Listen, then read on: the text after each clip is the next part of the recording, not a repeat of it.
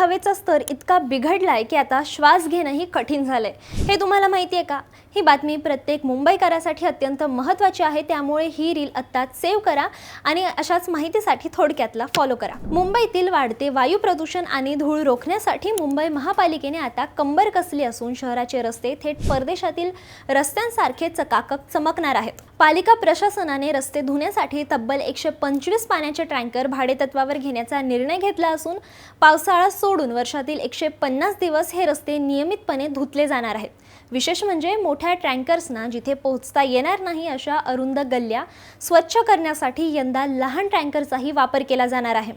बांधकामामुळे होणारी धूळ आणि वाहनांचे प्रदूषण कमी करण्यासाठी अत्याधुनिक मोबाईल वॉटर मिस्टिंग आणि स्प्रिंकल यंत्रणा सुद्धा तैनात करण्यात आली आहे।